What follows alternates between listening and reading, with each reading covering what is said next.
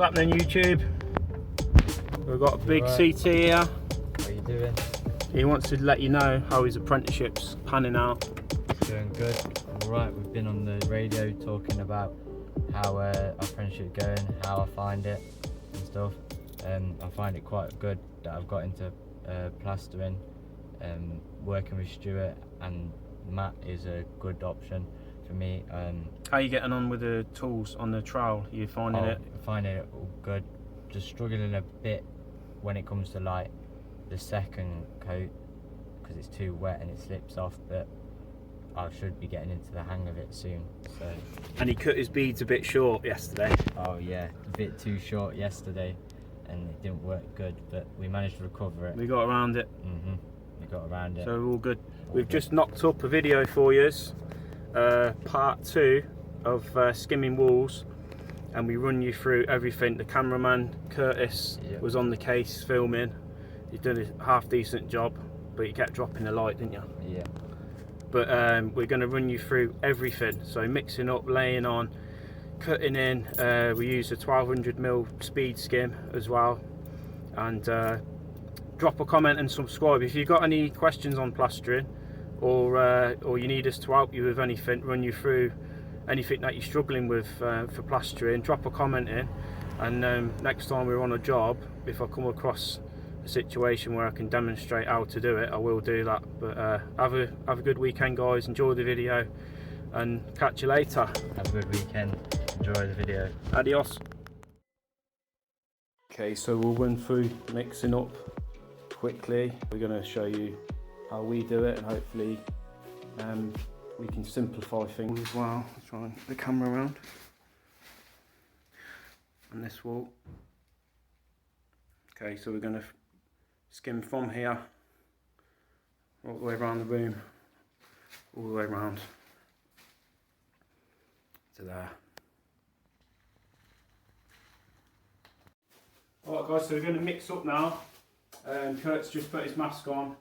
I'm not going to wear a mask, I normally would, but I want to communicate with you effectively so you can hear me. So, but what I will do, I'll put this fan on, and we've opened the door to try and push the dust out that way. So, a couple of things to mention. An old dustpan brush, we'll use that as a scrubber to clean your tools down and your buckets. Okay, and then we've got a gauging trowel, which we've just dumped in the water.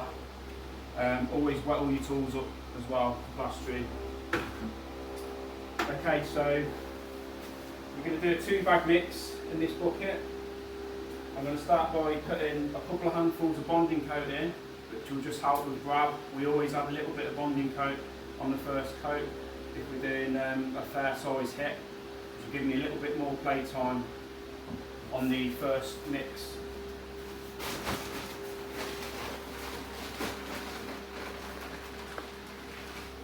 A little bit of bonding coat goes in. Don't need loads of it. Spin that round and then we'll add the multi-finish.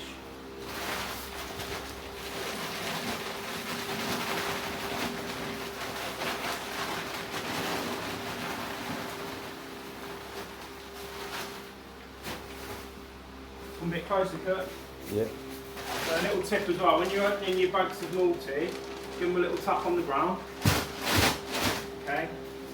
And what you want to do is grab this brown edge of the bag here, your fingers, and just hold it there, and then you just rip the whole top off it. Okay. And that way you've got access to the whole bag. You lift that up, rest it between your thighs, okay? We'll just pour it in like this. Make sure the paper stays well out of the way, that we don't end up getting in there with the mix. So what we're going to do is create a bit of a mound of powder. So when we start seeing the powder mound up on the top, we need to mix that in before we add any more. So, there we go. Okay, so we'll spin that and we'll add more.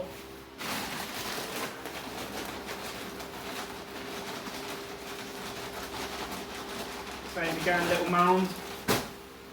spin it again. Just keep doing that until you've got it where you want it. Don't fire in loads of powder, because your mixer will struggle to churn through it all. So you're trying to just do it in stages. That's not far off at all, that. You only want maybe a couple of handfuls. One big handful.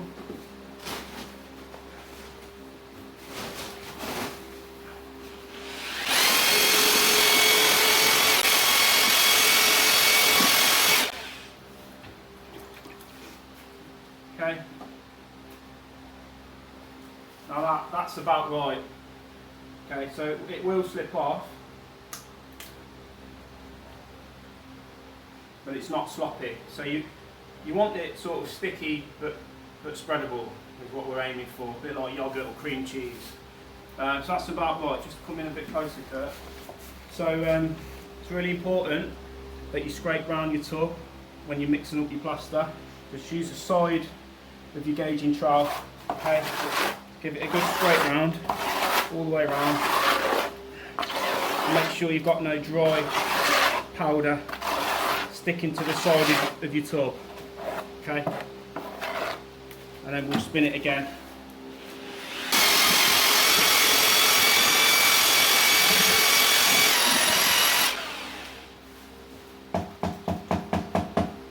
Tap your whisk on the side of the bucket, get most of the waste off there, and then we're just going to spin it round in the wash tub.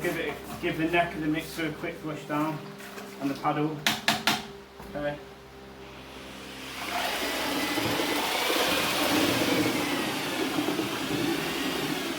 Just give it a quick spin in the water.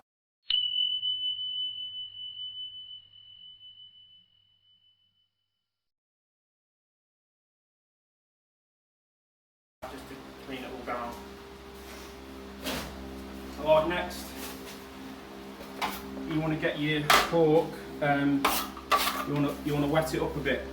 You don't want to be putting wet plaster onto a dry hawk, because it will pull the moisture out of your mix. So just dump your trowel, okay, give it a bit of a scrape down, or you could use your brush if you wanted. Give it a quick wet up into all your edges. Okay. Alright, and then what we do, we'll turn that fan off now so you can hear me. What we do then, we just take a small piece of plaster, okay, and just pop that onto your hawk, and then you work that in.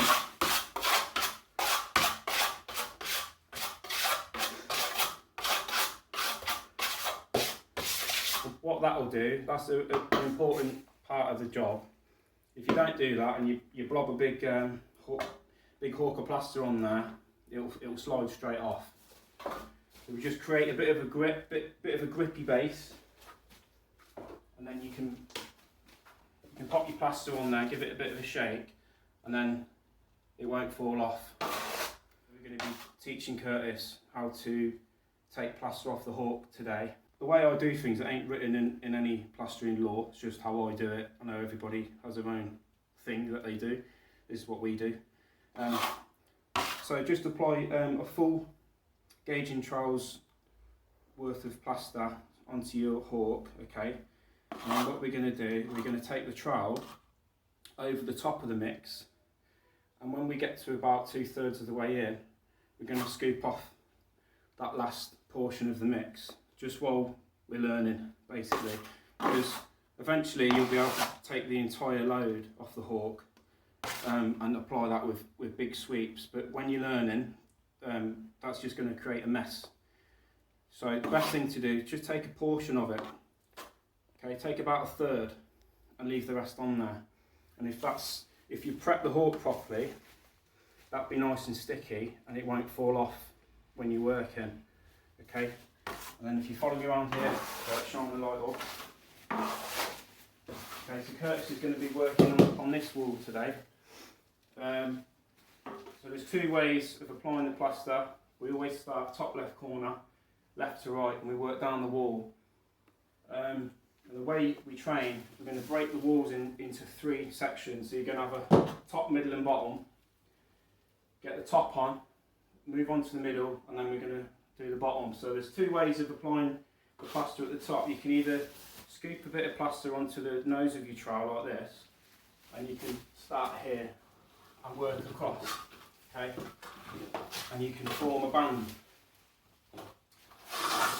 of plaster along the top. It's, when you're learning, that's quite difficult to do that.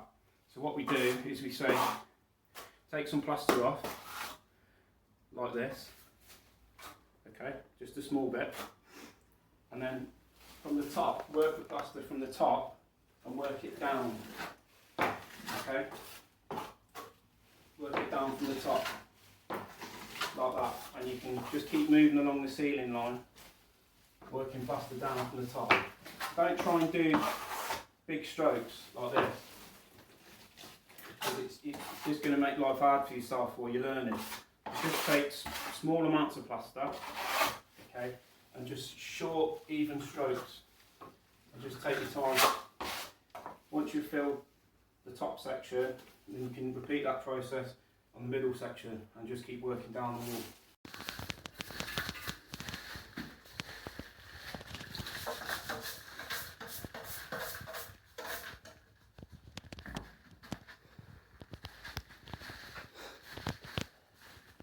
Hold on, remember you've got to create a bit of friction on that hawk, so just a little bit of plaster, tiny bit, yeah, and rub that in. Important part of the job, that, mate. That's it, work it into your hawk, and then that will stop any plaster falling off. Bit less, there you go. Plonk it on and shake your hawk, give your hawk a shake, there you go. Hopefully that will stay where it is and it won't cause you too much hassle. I'll just grab you a step. Not as lanky as me. Alright, so just like we showed you, take a piece off, not too much.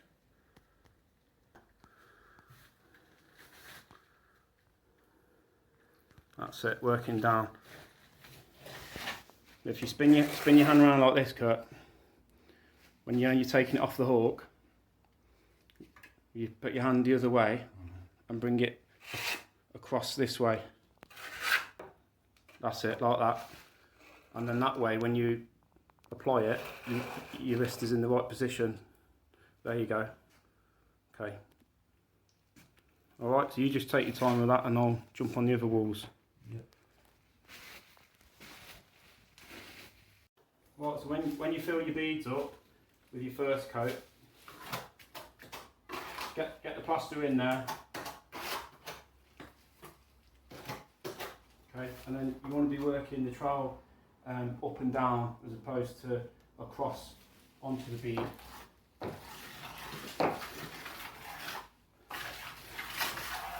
Okay, so fill it up.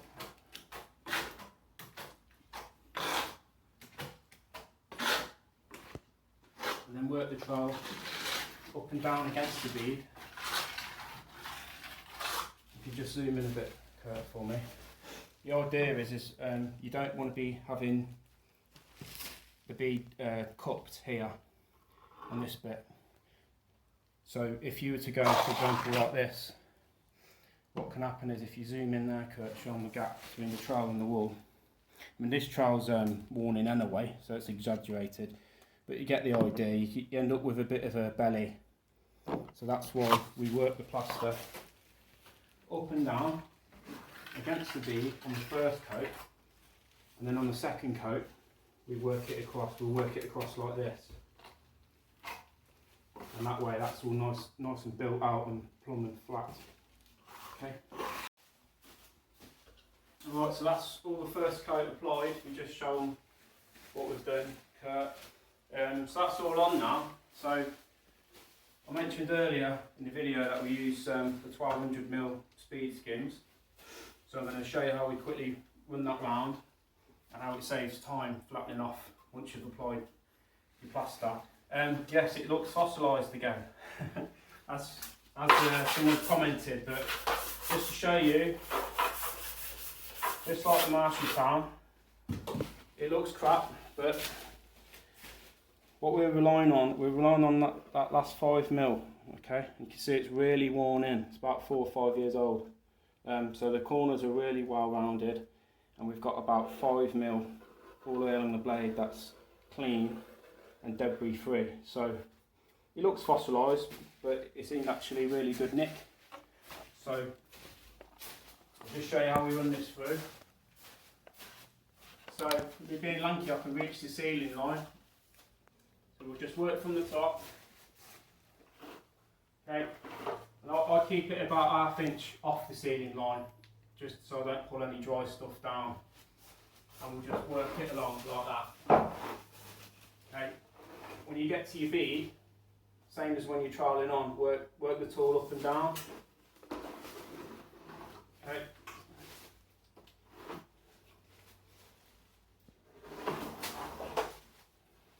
We'll just get that last bit in there, and then we'll work it out from the sides.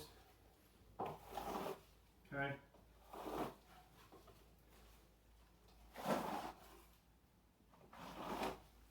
It's essentially just a big trowel, but they're only good for flattening, they're no good for finishing plaster. The same again, we'll work the bead up and down.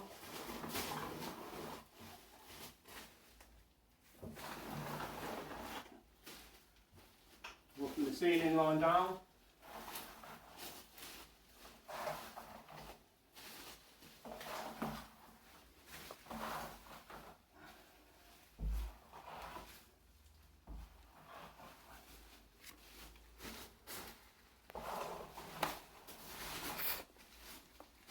Up from the bottom.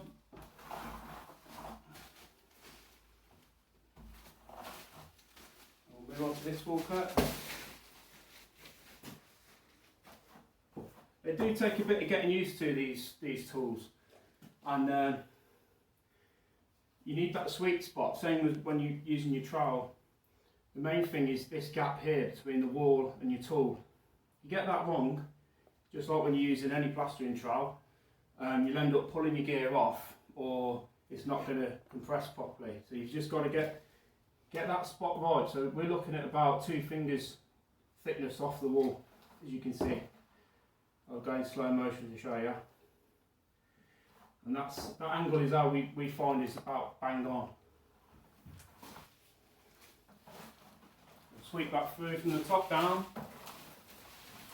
You can see, compared to your, if you just zoom in on this bit, a little bit cut, you can see compared to your traditional trowel, which I'll just show, there's a lot of hate for these tools from the older spreads. So what's the point in using them? I can do it. Just shine the light here, mate. I can do it with a trowel. Yeah, of course you can, but the idea is if you're covering a bigger surface area in one pass. So rather than me going around like this, okay,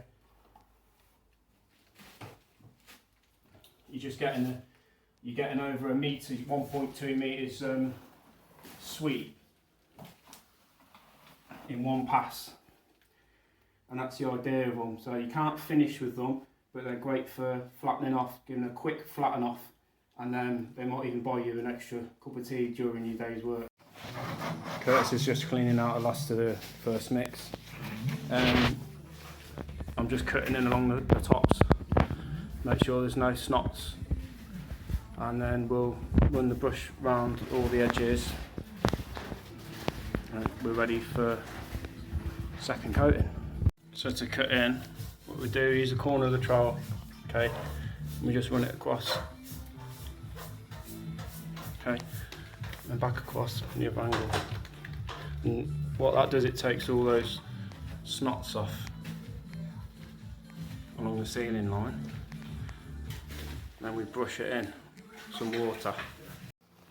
So while I've been cutting in, just brushing in this first coat all the way around the architraves, along the ceiling line, down the bead. Always brush down the edge of your bead, okay, along your ceiling lines, your corners, around any switches and plugs. This is ready now. You'll know your first coat's ready because it will start firming up and it will feel almost like, you know, if you were to get a block of cheese out of the fridge, it will feel like that.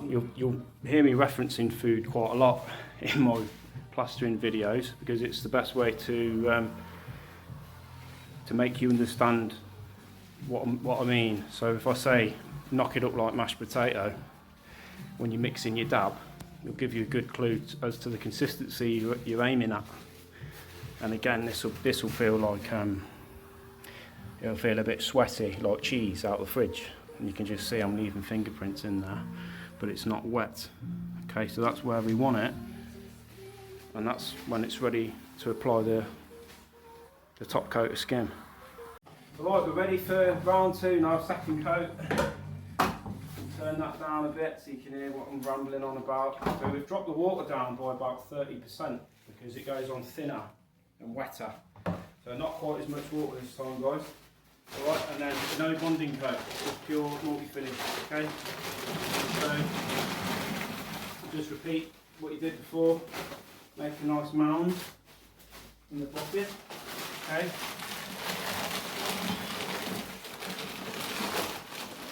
Stick that fan on. We'll keep the dust away from where we are. Give that a spin.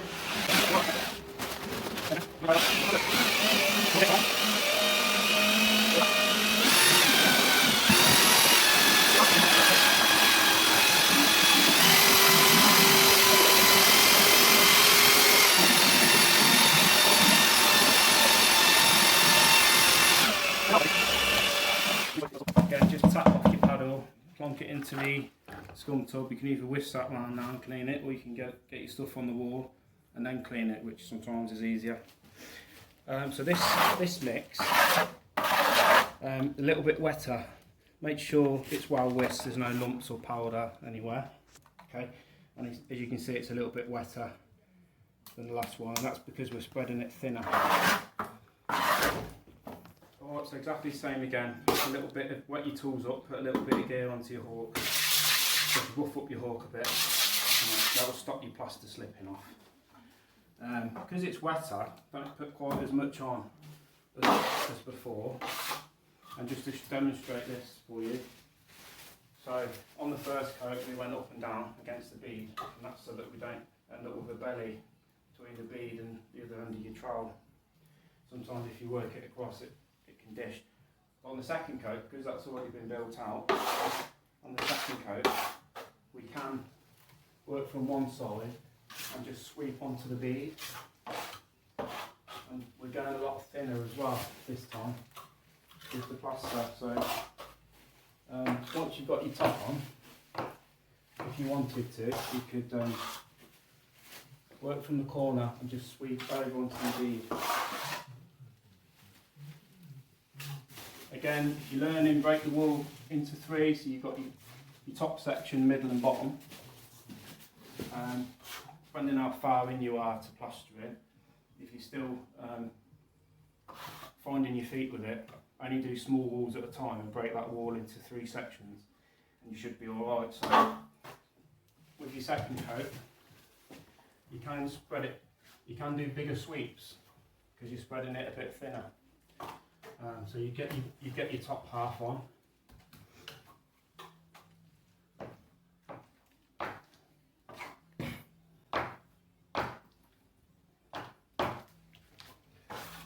Get your top half on, okay, and then work onto the middle.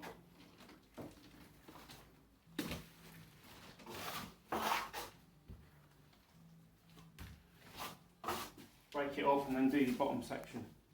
Okay, I was just explaining to Kurt that there's 2 ways, well there's probably a few ways of getting plaster off your hawk, but there's 2 ways that we're teaching Kurt at the moment. Okay, so the first way is you'd have your fist like this, okay, holding your tool like this, and that enables you to take plaster off your hawk like that. And then once you've got the gear on your trowel, okay, taking it off in that way, then you're able to apply onto the wall from left to right. So for example, you could either go from the corner of your wall, okay, across, or you could go from the bottom, from your skirting line up.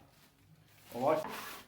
The second method that we're showing Curtis is having, instead of having your fist in that position, okay, you're going to switch around and actually hold it like this, alright?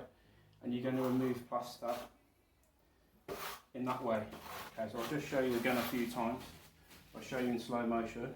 We're going to spin the tool round, alright, and we're going to remove plaster like that. And what that does, that puts plaster to the opposite side of the trowel. Alright, so we're able to either apply from the ceiling line down, like this, okay, or from right to left, like this. So those are the two methods that we're showing Curtis at the moment to take plaster off the hook and apply it onto the wall. So the speed skim, it comes in again on the second coat, and we're just going to repeat what we did. So you can either work from the ceiling line down, or you can just sweep across. Because this is the second coat, it doesn't really matter, to be fair, especially on beads. You've already built them out. So what we do, you make sure your gear's wet as well when you hit it with the speed skim, otherwise it doesn't really do a lot. It will just move over the contours of the plaster. So plaster's got to be quite supple and wet when you use this tool.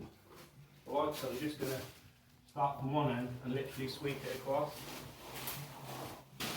and then we'll work back.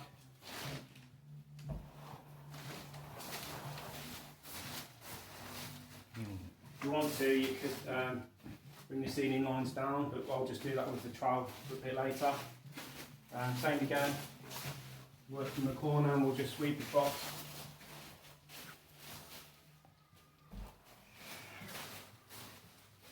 The idea is we're just going to flatten off 90%, which will just leave a bit of touching up around the skirting lines and the ceiling lines.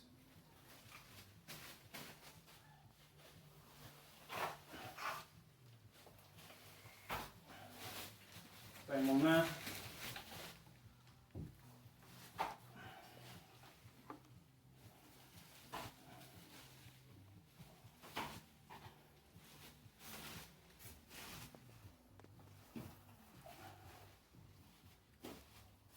Okay, so we've put the speed skim round everywhere. It's been on about 15 minutes, and now we're back on the Marshall towel again now. So again, we only use that speed skim for a quick flatten off, and then we're straight back on the Marshall towel. So what we're doing now at this stage, wet up the corners, so you wet up your ceiling line around your door frame or your skirting lines. Run your brush down your bead. Also around your light switches, that's why we bag them up so they don't get wet. So cut it all in with your water brush. And with just firm pressure, we'll work from the edge and look across. So on this wall, we'll be working across from the architrave onto the edge of that bead, and from the ceiling line down, so from the edges out. And on this wall, the same again. Okay, we'll wet up the ceiling line, wet the bead up a little bit. Little bit of water in the corner there, and then we'll just work it across.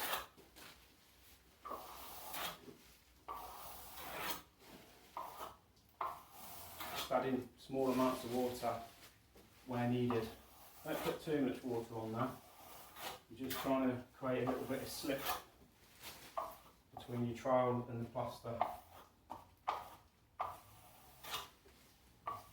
We'll continue to do that right the way around the room, and then when it's ready we'll give it what's called a dry trowel. So we'll cut in again, and then we'll give it a hard trowel without the water brush. And then following on from that will be just a quick pass with the Refiner Superflex 2.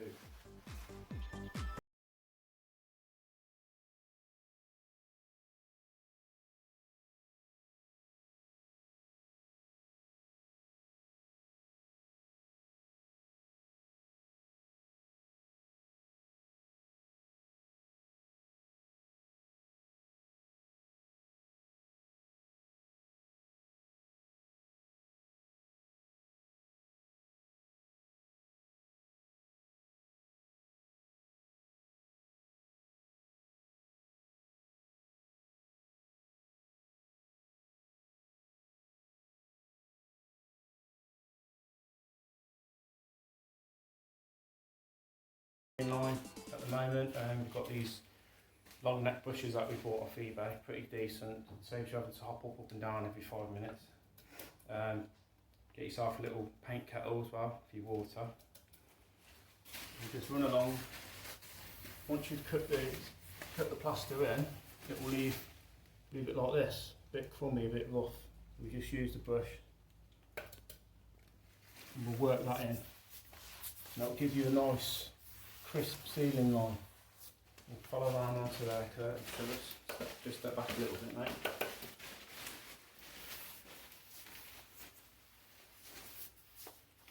All the way around.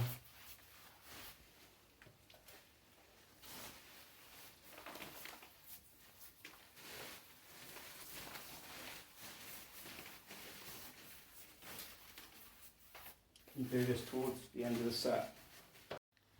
Okay, so at this stage of this skimming job, Kurt's just cleaning up some of the architraves and the skirting, and I'm doing what we call a hard trowel. So all this is 95% done really, and all I'm doing now is I'm just running the trowel over, make sure your blade's clean, no debris on there. I'm just cross troweling basically, and I'm just running the trowel round, taking out any tiny little pimples and imperfections. There's not a lot of them, to be fair. Once we've done that, I'll chuck the flexi round, which is this one, nearly Super Flex 2, mentioned that earlier. We'll send this one round, and all that does, it just shines it up basically.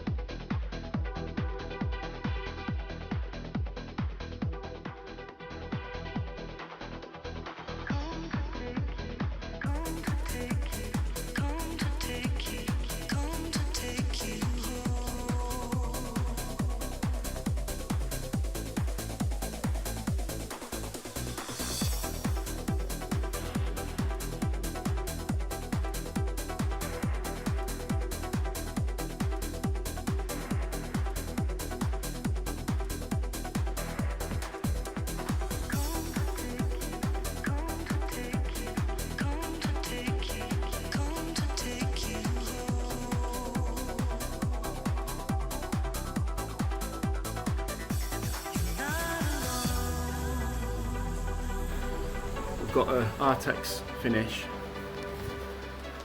We've got a strange contraption there. I don't know what that is. We'll take the hammer to that and get rid. I think they've hung something on there before. We'll get rid of that. The ceiling's stepped as well. We've got a funny step here. Then it steps down again here. We've got beading all around here and nibs to do. We've got a funny little gap above the door. And then we've got more nibs running around there, and then that side piece, and then the back. So although it's a small area, there's loads of nibs and loads of beads. Also, we noticed earlier that if you have a look, that side's at least ½ inch lower than this side. So I'm going to try and build the bead out a bit here and keep it tight there. So once it's all decorated, that'll be nice and level and it doesn't look rough. Not the same problem that side, look. It's a bit wonky. So hopefully rectify that.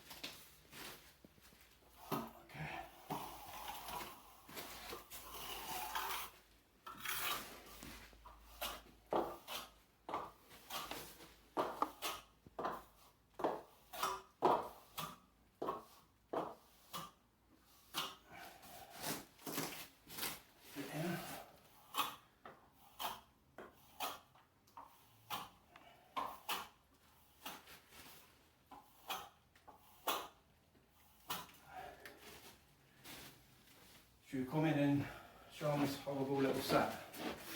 So coming to the end of this set now, there's loads of little nibby, bitty, beady bits, so I wanted to save it till the end of the job. So I'll just show them what we're using, Kurt. We've got the trusty MT, no need really for any other tools, it's too small anyway, so we're sticking with the MT, and then we're using the Ragni corner trowel, tool of choice for most of you on trowel talk. Decent corner trowels these are.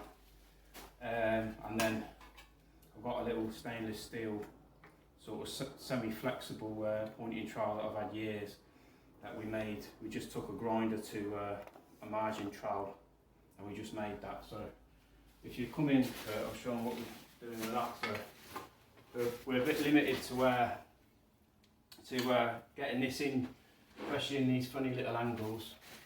So we'll get the corner trowel in where we can, and then I'll sort of take over with this and just try and touch up the corners like